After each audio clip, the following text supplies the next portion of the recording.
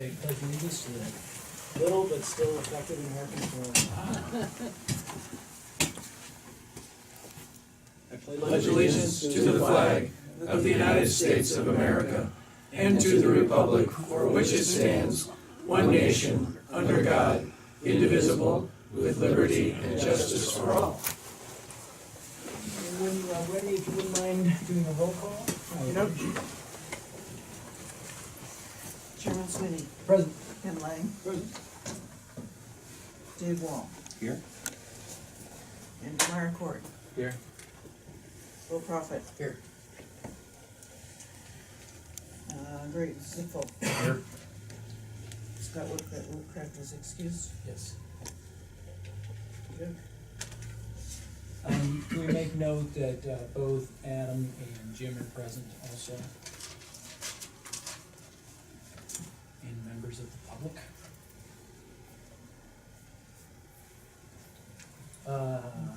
Adam, at this point, I would turn the matter over to you for lead. So just a continuation of kind of what we talked about at the last meeting, we're here today to not work on the redevelopment agreement. If we could just get some, for the members of the public that are here, I want them to understand that you all have not been given copies, have been provided copies of the redevelopment agreement. You all have not seen copies of the redevelopment agreement.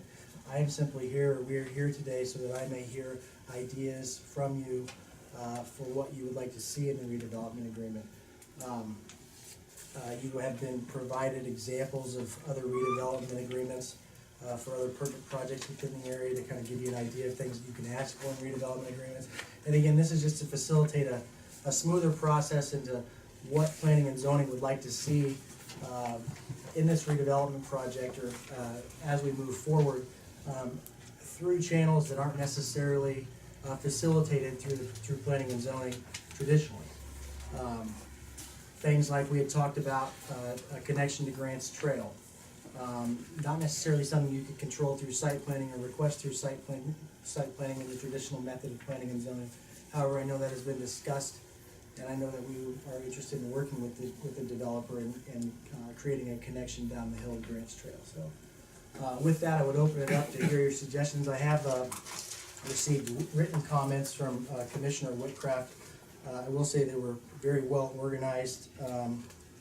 He had hit on a lot of points that I have notes that I'm willing to share with you guys tonight on ideas that I had, and we're on the same page in terms of things that he had suggested. So if you'd like me to read those first, or why don't you, Adam? And just before Adam does it, I was mentioning to Adam beforehand that in my experience with a couple three redevelopment projects, one of the things that I learned, I would say we learned, but I'll just speak for myself, is that this is a process, and there were things that as the project developed, there were items that we wished we would have thought of, wished we would have asked for, that almost certainly could have been put into the agreement, and ultimately were sort of renegotiated with the developer, because and I was going to use the example of that connection to Grants Trail.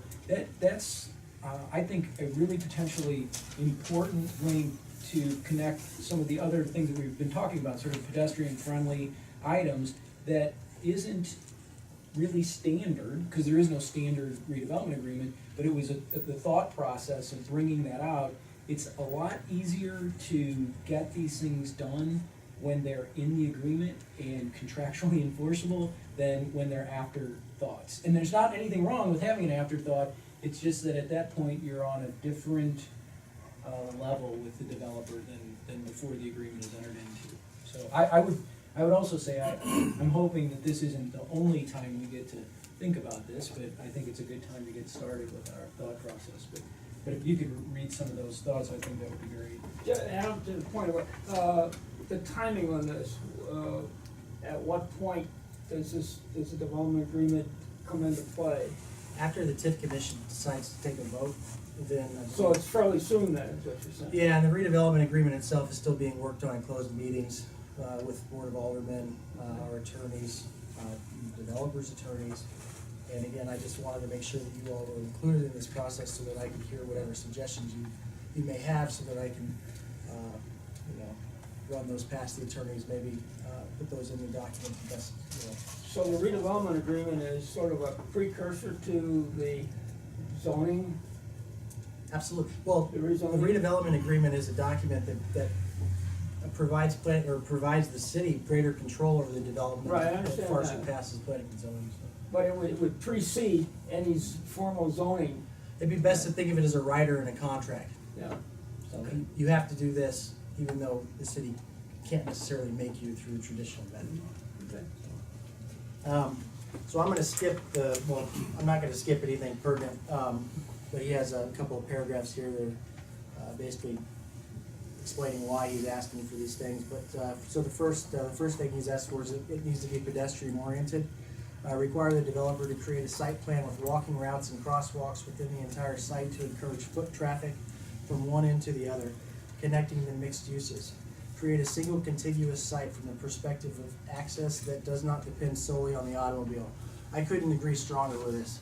I think in order for this development to be successful, I know we've thrown around the idea of possibly trying to push the building envelopes as close to the street as possible. And I think one of the ways that I know we had gotten a little bit, possibly some pushback on that because just the way the site is oriented. I think one of the things that we could do in order to make it more walkable and I think give it a better feel for actually traditional mixed uses to really implement strong pedestrian pathways throughout the site. Really push pedestrian circulation to maximum, isolate walkways, put in pavers, put in insulated tree walkways, anything that we can to minimize parking and then create better pedestrian circulation. Number 2 is require the developer to create a streetscape standard for the city and use it on the site with pedestrian, mass transit, and biking accommodations. We require the internal pedestrian ways and crosswalks to include variations in materials, site plantings, seating, or setbacks to make them pedestrian friendly with genuine destinations. The resultant joint design standard will be provided copyright free of the city's use. Developers, landscape architects to assist the city to create the graphic and narrative documents for the new streetscape ordinance. Number 3, require an alternate parking plan to be implemented. Reduce and diversify vehicular parking and/or take advantage of the alternative parking plan process to give the city right of review for the final physical shape of the parking, delivery, and trash zones, traffic, and pedestrian flow. He has a subheading here for request the agreement to include a goal of varying the method of scale of parking, period. City in turn will allow parallel and/or angled parking along internal streets, smaller and more separated parking lots, and pervious parking for potential expansion of event parking. Subheading B, require internal landscaping. Encourage creative solutions to avoid a sea of parking. I think these are all reasons we've worked so hard over the past 4 months with the alternative parking plan. Number C, or subsection C, diversify loading and trash pickup zones for the various businesses. So we come back to number 4, no gated residential communities. Encourage walk to work and play with viable connections on the site from mass transit. Prohibit fencing and gateways between the residential portion of the business, entertainment, and service portions of the site. Physically and visually connect the apartments with contiguous streets and sidewalks for pedestrian and bike circulation. Again, so we're coming back to really strong pedestrian and multimodality connection within the site and to the site. Number 5, trade land for TIF in 2 areas. And again, this is something that Scott and I had worked on or had talked about through emails. It's proposed the city of Crestwood be allowed to reserve TDD funds for creating a usable right-of-way of 15 to 35 feet setback from Watson and Sappington road boundaries for the purpose of maintaining a pedestrian way with streetscape and select areas of increased depth where grades make possible trees and lighting, transit stops, vehicular drop-off zones, and safety barriers consistent with the approved streetscape standards. The setback should be sufficient of width for 8-foot sidewalks plus 5-foot mass transit stops and/or parking seating, parallel vehicular drop-off zones, and a 5-foot wide bike lane for the full perimeter of the site. The goal should be to create a usable walkway separated from vehicular traffic with a greater pedestrian safe zone than exists today. So again, he's wanting to implement a complete streets adaptability program, that he wants the redevelopment area at Watson Plaza to really set the stage for things that we can create citywide in the future. There's no reason we can't make this a keystone in terms of creating that vision. So starting out with one of the largest sites that we have, it's the largest site that we have on Watson. Second, TIF for land trade. Along the nearest side of the site, create a publicly maintained park or natural green space that incorporates the MSD retention requirements with viable water feature and welcoming entrance and access to the development from Grants Trail. Park is to be maintained by the city. Since the developer is using public money for this particular infrastructure requirement, incorporate a usable public benefit that adds to a walkable Crestwood. Number 6, mixed building heights and massing to define storefronts, offices, and restaurants. Use durable and permanent materials. To a certain degree, we can't necessarily, you should give special consideration to this, because planning and zoning can't necessarily, even through plan development, truly control the massing of individual buildings. Although we have height requirements and we have certain site plan reviews that we can accomplish through planning and zoning, if we're looking to make some certain use a certain height, I don't know if that's necessarily controllable with planned mixed-use development designation, traditional site plan review. So if we're looking for breaking up building massing, breaking up the monotonous linear lines of large buildings such as over 90 feet, and you're probably going to want to give particular attention to that. And one of the things that I had thrown in here was this: break up long flat building elevations on the front and sides. Visual offsets should be used at a minimum of 1 to 5 feet every 50 feet in a linear distance. Building heights should be cognizant of responsive to heights of adjacent buildings and off-site views. And you can play with that in multiple ways. I mean, you could require little indentations that would have plantings at certain heights. It's all about beautification and breaking up monotonous linear lines again. So go back to what Scott was. So why can't we include that? No, we You're saying can't. No, we have.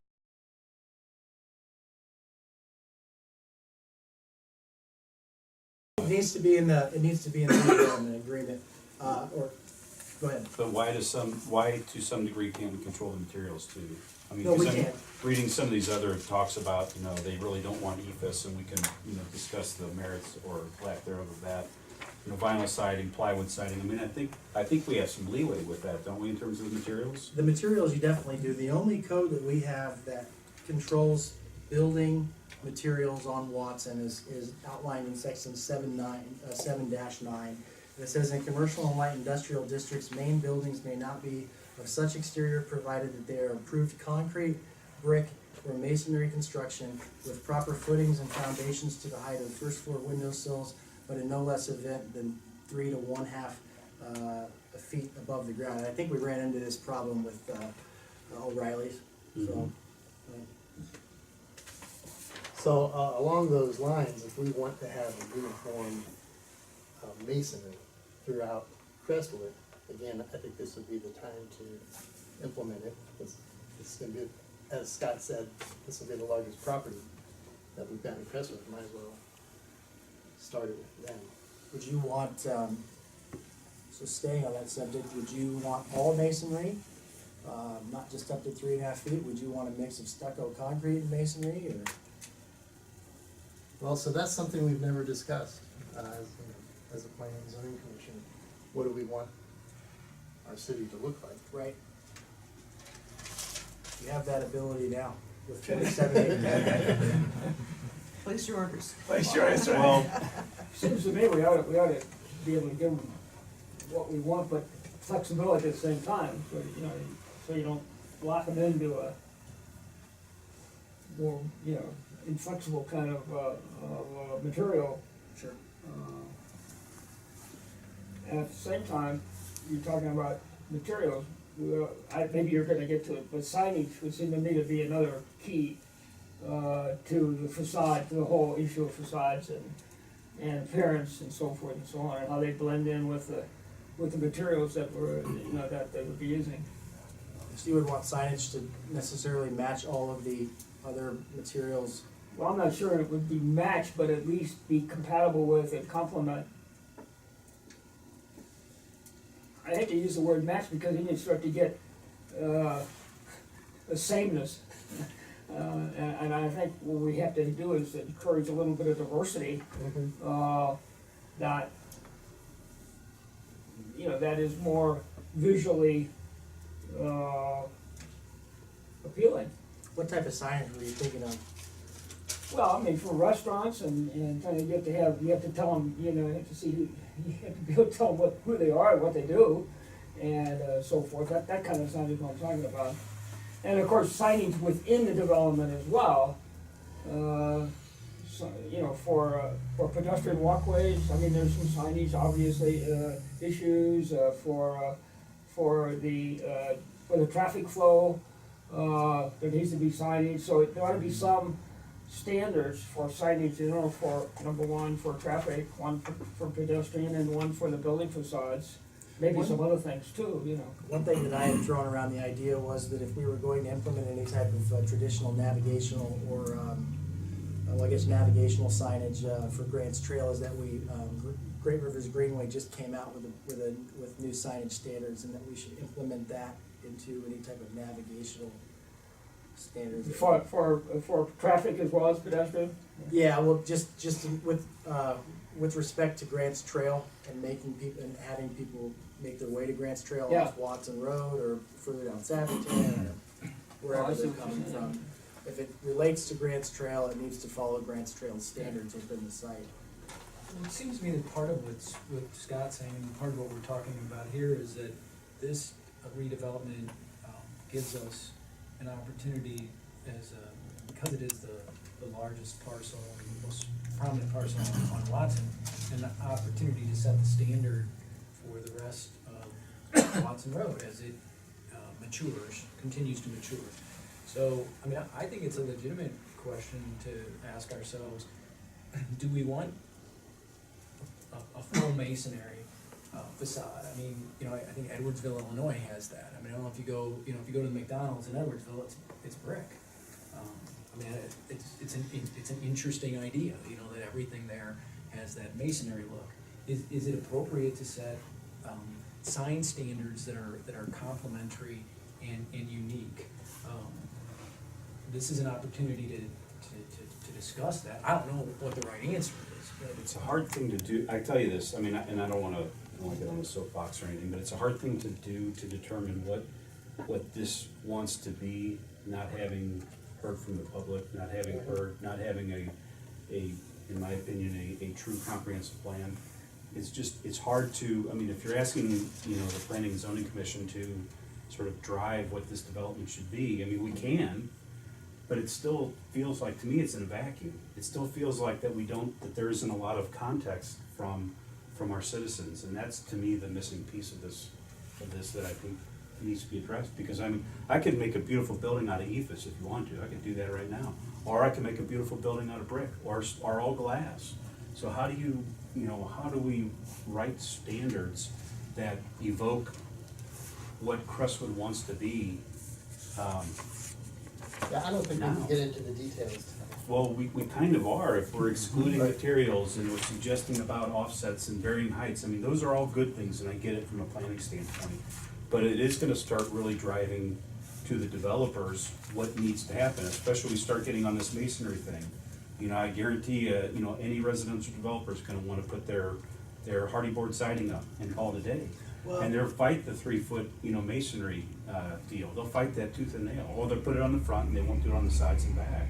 It may be overzealous for us to even get that far, or I guess get that nitpicky about the development. Maybe tonight should just be about overarching goals or overarching objectives for what we want to create with this development.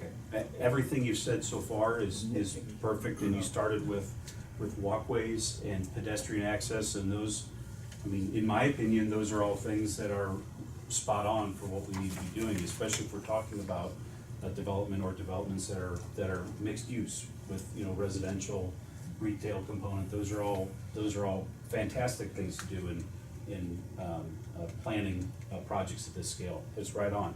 Streetscapes, the alternative parking plan, interior landscaping to the site, those are all where we wanna be. So, I'm sorry, we kind of derailed a little bit, but Yeah. keep reading Scott's. So, well, look, just so I understand, we all agree that this is kind of an opportunity for us to rebrand Crestwood, right? Because this is such a large parcel of land.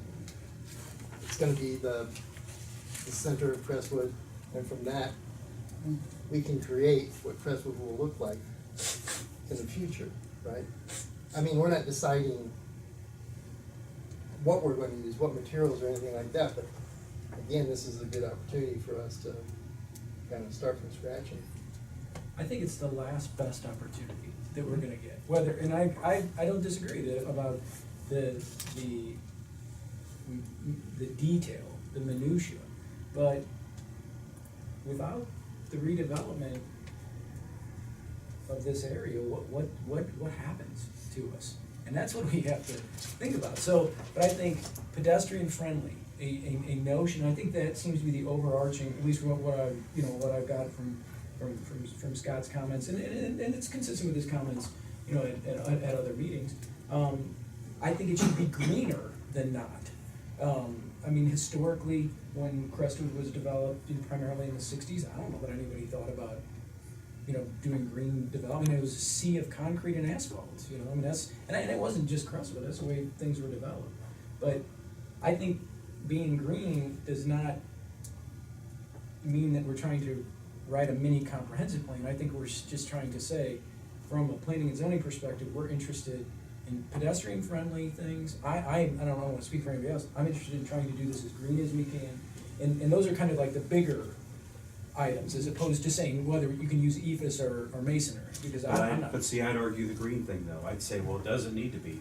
I mean, if this redevelopment is our urbanity, if that's our urban core, when you think of urban core, you don't typically think of trees. I mean, we have places for trees, and there can be trees in and around, but I'm hearing green and I'm hearing forest kind of stuff. Well, I don't think urban and green are inconsistent.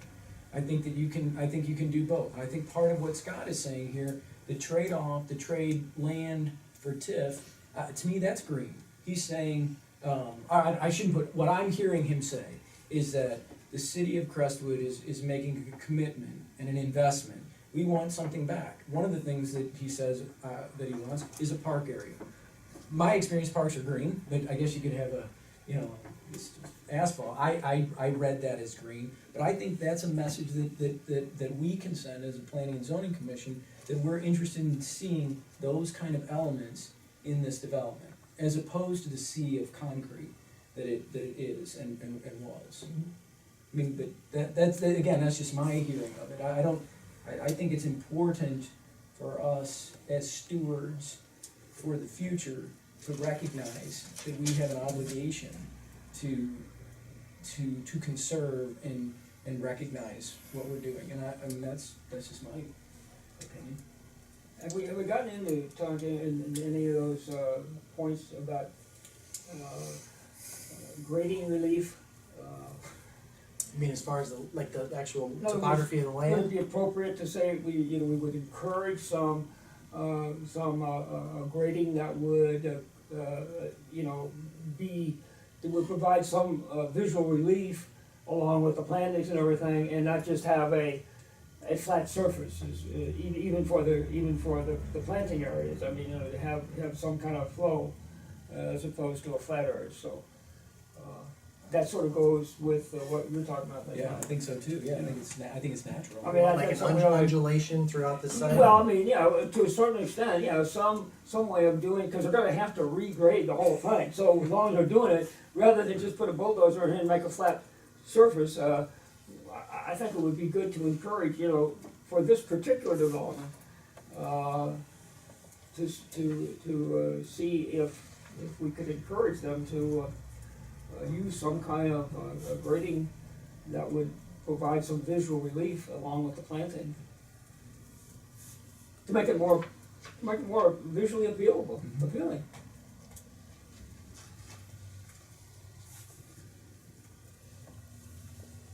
I think the last thing we wanna do is create a monotonous kind of, whatever we do. We wanna create something that is inviting, and that people feel drawn to.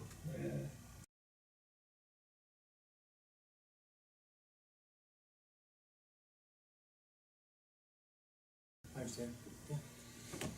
And you can do that in a lot of ways, besides just what we're talking about, you know, a lot of other ways to do it.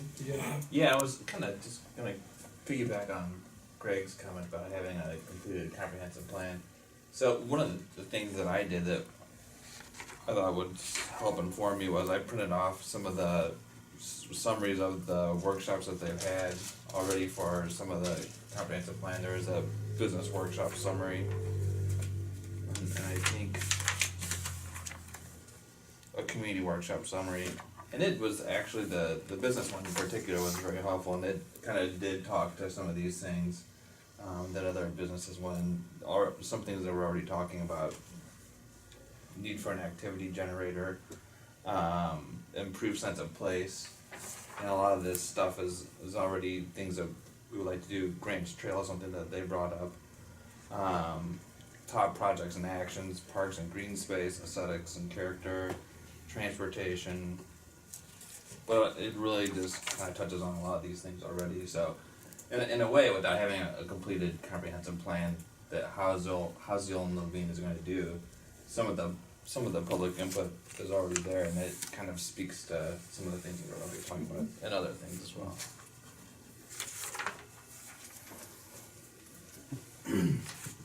Any other comments, gentlemen?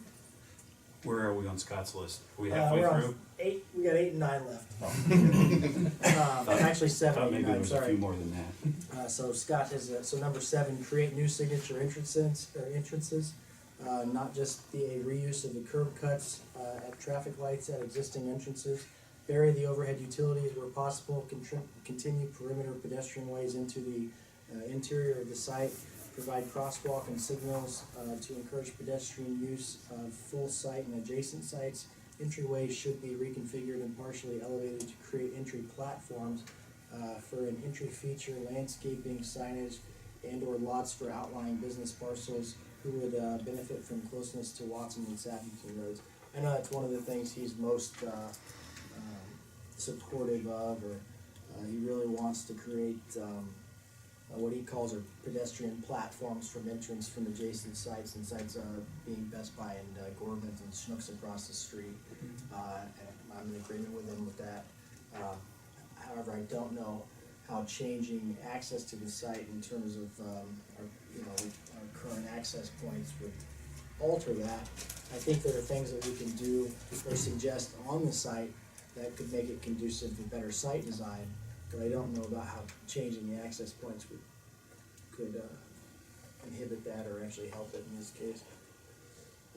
Do you understand what I'm saying with that? I don't think changing it and sending an access to the site 90 feet down the road is gonna help it any more than it does. Well, to know that, you really gotta know your grading. I mean, Yeah. the topography that this site is, most developers are gonna look at the site and they're gonna say, oh my gosh, I can't do anything with that. You know, you gotta bring in, 30,000 truckloads of fill or whatever crazy number it is to bring it level We're at to a Watson zero. Road. I mean, it's, 300. you're already starting, 2.5 million or whatever in the hole, just to get your site pad ready. So then the other thing I think you're wrestling with is, okay, what if you build on the site that it is, and Ken, to your point, you grade it and flatten it and take whatever land that's there and you make it level, then what happens? Well, okay, on the east end, you're kind of level with Watson as it's kind of going downhill, but then you still have the sitting down in a hole thing. And at some point, you're gonna have to bring in material on the west end there to raise that up. So in my opinion, the question is, is there a way to wrestle with it now to let the site work for the development? Let it be an advantage rather than a disadvantage. And I think maybe that's what he's saying, or at least maybe I'm just a Pollyanna. I guess I agree. We don't know, but I think what he's is that it's basically an overarching desire to have this interconnectivity, And I don't think that that's a bad message to send to the developer, to say, this is what we would like to see. We'd like to see this happen, and the developer can say, this can't happen with this site, without the 300,000 loads of fill. But I don't know that it's inappropriate for us to suggest that that's what we would like to see, that the Best Buy Gordman site, that what the Starbucks is called, I forget what their name is, but that site, that there is the ability to easily move from the furthest point in the new development to the furthest point in the existing developments easily, and not have to dodge, traffic or well, I mean, you're always gonna have to do that a little bit, but that's sort of the way that I heard those comments.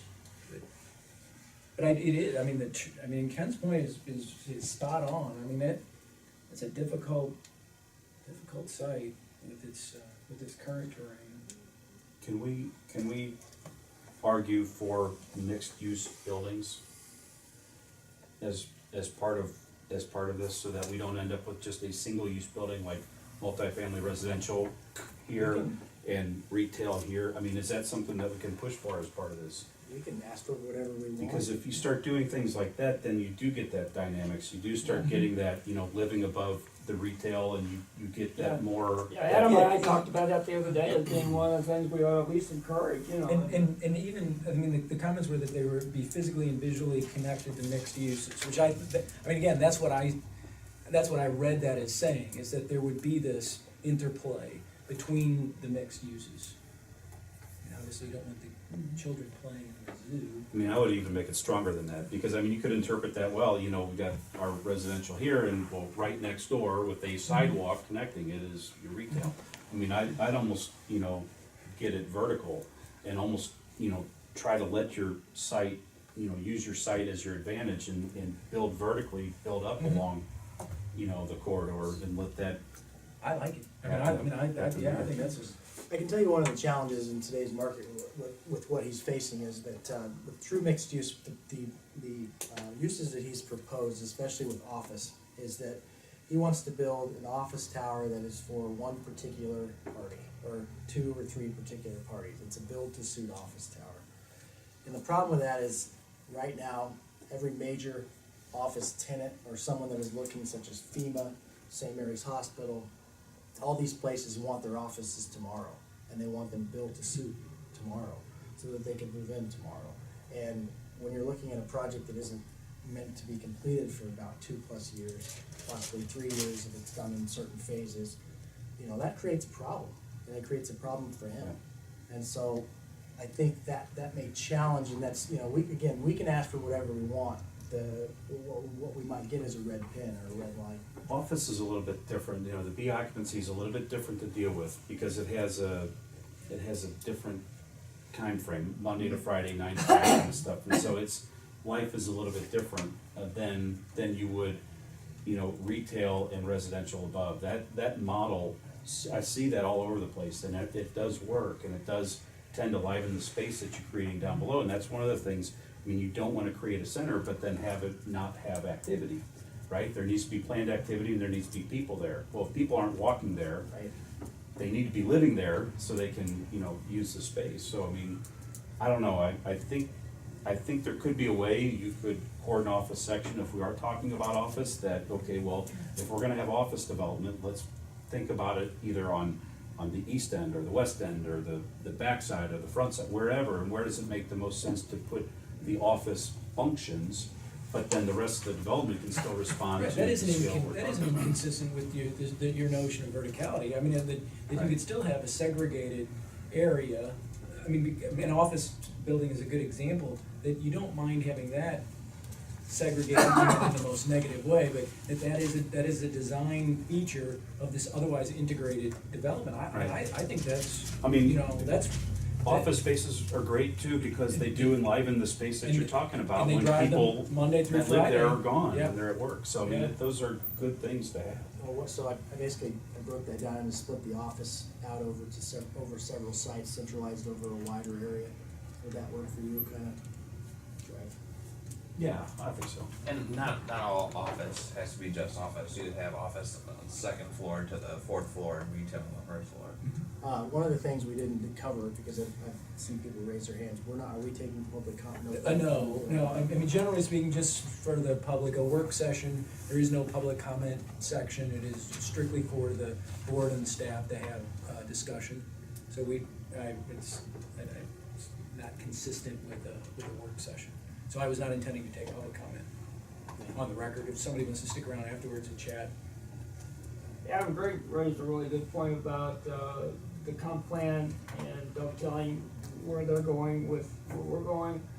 I haven't seen, and I know we have a working session coming up, I think, in a month or two. I haven't seen their time line for achieving certain. Complete scheduling? Yeah. So the sub areas, so that was one of the first things we worked out. It's on the website, I believe. If not, I can get it re-emailed to you all. But yeah, their scheduling was actually laid out in their in the RFP process. Everything's scheduled to be wrapped up in July. Sub areas plan the sub area plan, and then some initial conditions analysis of what they're going to present to you all at the end of March, which is what we threw that tentative schedule out to everyone, including CPAC members. And so that's where they're at. As So far as we're gonna be in a position of having to approve a redevelopment plan before they would get to that, right? Before the company. yeah, but again, have confidence in yourselves. I am without a doubt, you have no problem telling you this is the best planning and zoning board that I've ever worked with. It's Oh, I agree with that. you're all professionals, and that's very people rare. like Greg and Scott in particular, and everybody for that matter, but they bring the expertise. Right. And I have some, but not in the kind of ways that they do. Sure. I mean, I understand what your reservations are for what, bringing the fact that that we're working in tandem with the comprehensive plan and moving at the same speeds. But I don't think it's necessarily something that we need to wait for in order to be finished. It's just it's a hard sell. thing to do, and not having a true voice from the citizens of Crestwood in terms of what their vision is, to be sitting and talking about what we think the vision is, for Crestwood. It's just a hard thing. I'm not saying we can't do it. It would be really good if we did have some voice, and I'm glad you brought some of the notes in work sessions, but. If I could just add, obviously the development plans that you shared with us in the packet, that type of work has already been done. Mm-hmm. There's great ideas as far as the materials, the landscaping, the parking, etc. So I don't think we have to recreate the wheel necessarily as much as we need maybe a better idea of exactly what and what the developers planning on to do. So maybe a collaborative effort working with them down the road as to what they need to hear, we'd like to see in the planning of it. Well, let's get through Scott's. I'm gonna finish it. I knew we were only halfway through. Okay, so number 8, enter into agreements that allow the existing outlying lots along Watson to have vehicular and pedestrian connection to the interior of the site, encourage the function and appearance of one unified development, and layman terms, that's create cross-access. Number 9, no gas stations on the site. Use the Sappington entrance and elevated platforms for cafe and small shop uses. From a development standpoint, that intersection will not be friendly to the quick in and quick out traffic of the service station, and the service station is not desirable from a visual standpoint. Infill the big box lot further down the street if a service station use is indeed is needed. And again, if there are specific uses that we do not want within the redevelopment area, we can also put that in the redevelopment plan. You can pretty much redline those. Cross-access, again, is something that I think it's a good idea. I think he's gonna fight us a little bit for it. The city is supposed to have complete control over the TDD funds. So that might be a qualifying use for some of the TDD monies, including, median Watson Road, and also implementation of site plan, or not site plan, but sidewalks and infrastructure and everything else that goes along with that, and the planning for those elements. And those all qualify for TD. Sure. It's one of the things we've also looked at, is some of the businesses have asked for temporary relief, because they've got tenants that are wanting to move in currently. They've got letters of intent for some of the office space, but they absolutely need, the tenants absolutely need access granted to them through the medians. So they wanted to know if he can just walk out at midnight and jackhammer the medians out. And I said, sometimes it's better to ask for forgiveness than it is to ask for permission, because you're never gonna get it from ODOT without the proper planning and engineering schematic. It's about the only way that's gonna happen. So he does it at midnight. He's gonna try and work with the developer to be given temporary cross access from the access point that is to, that gives access to the garage. They're gonna try and run it down the hill, open it up that way. And that way he'll be given left turn access into that site down the hill. So, anyways, that's the end of Commissioner Whitcraft's comments. Like I said, they were well organized and they had a lot of good ideas. That's a great starting off point for our discussions. So is there any other thoughts? I mean, Adam mentioned prohibited uses. I haven't really thought about that. It's not anything that we have to know tonight or anything, but I hadn't really thought about the service station notion of that, but it probably is not a good spot, for how that's kind of inconsistent with everything else that Scott said. So, but, I mean, to have something quick in, quick out, but. Kind of goes against the notion of pedestrian. Right, development. Hurry up and leave, we want you to Well, scroll through. gas, Right. cars, Right. I mean, Yeah. we don't wanna discourage it, but at the same time, we're encouraging Right. pedestrian use. I Sends hate a- to put, like, sends a gas mixed station- message. Right, I mean, that seems counterproductive in a way. I had a question on, the one here for I guess the city of Manchester. They've got, of course, in item 4, they've got a list of materials that, and they're doing it in the negative, the following materials are prohibited. Could we, reach a consensus that some of these items, we would all be, would like to see prohibited, or is it,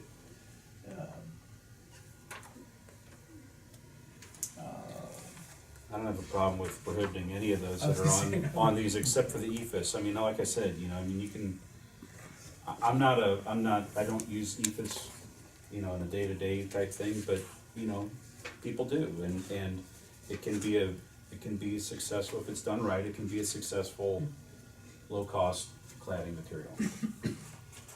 I mean, if you're doing some retail, a lot of the retailers are gonna wanna see, the goofy cornices and things like that, and that's gonna be built out of EFS, just is.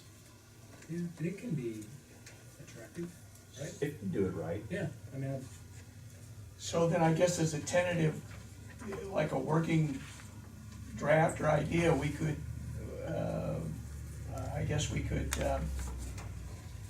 at least for consideration, just take that off and leave the other items on here.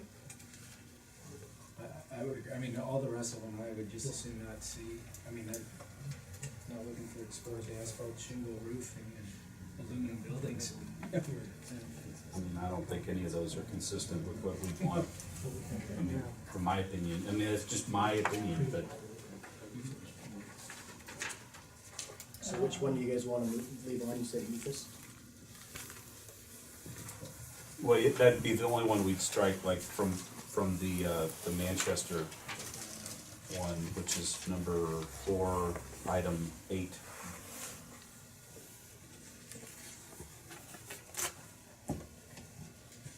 I mean, we're getting pretty far into the weeds, so we're talking about that stuff. Yeah.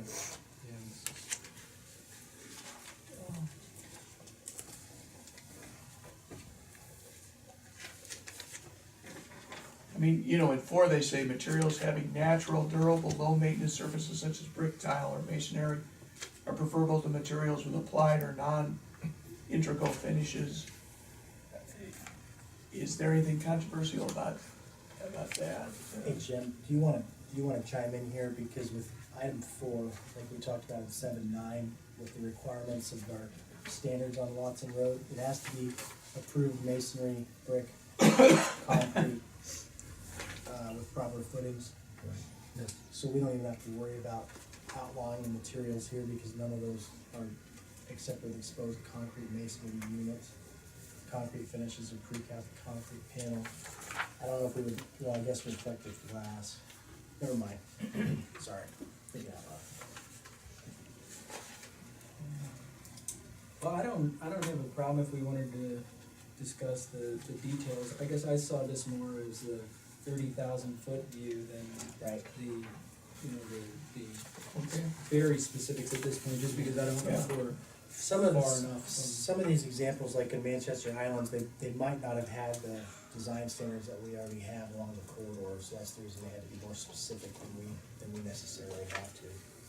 Because our other guidelines don't go out the window with it. So we have protections. As far as like we don't even have to talk about landscaping, because you guys have complete control of the landscaping plans when it comes to plan development. So that will be before you.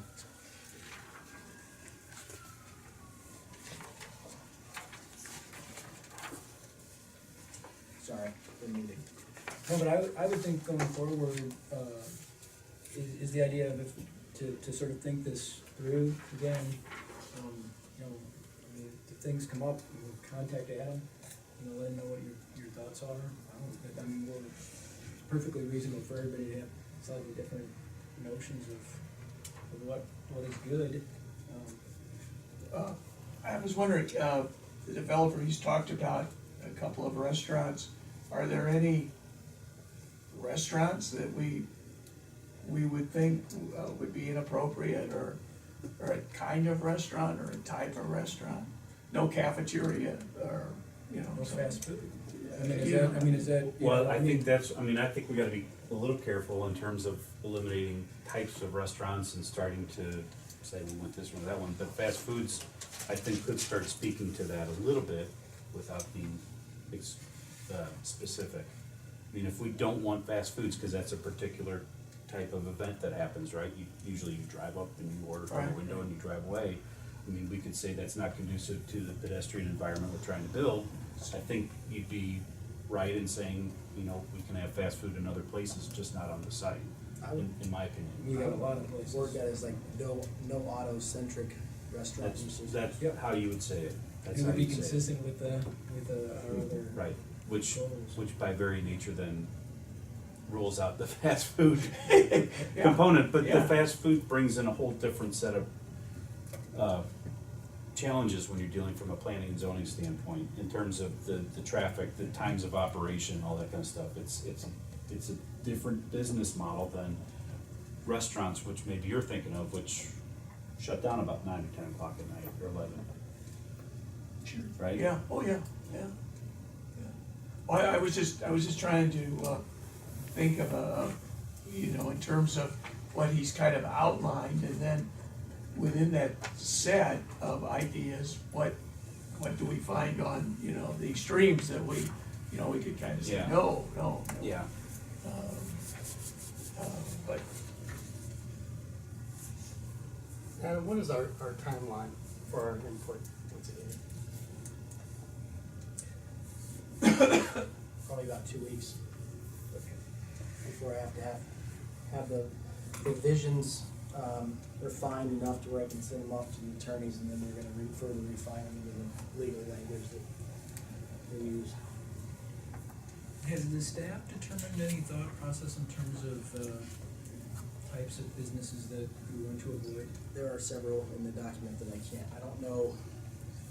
Again, you would know more to be able to speak to But you, this. I just. Yeah, so you have- there are several uses, obviously, that, that are included in that aren't currently included, so.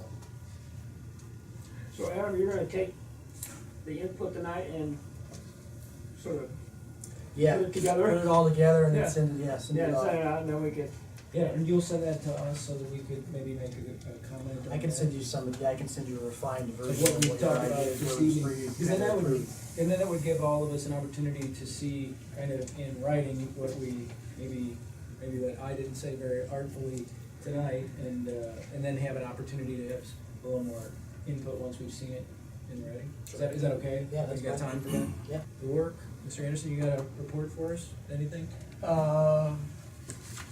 I don't think there's anything really new to report. Nothing in the last couple of days? Nothing in the last couple of days, no, not since the last meeting. Since we had nothing in No. the last one? Seeing number 7 on the agenda, do I have a motion to adjourn? I'll make that motion. Thank you, Mr. Prophet. Second? Aye. All those in favor? Aye. Thank you, gentlemen and lady.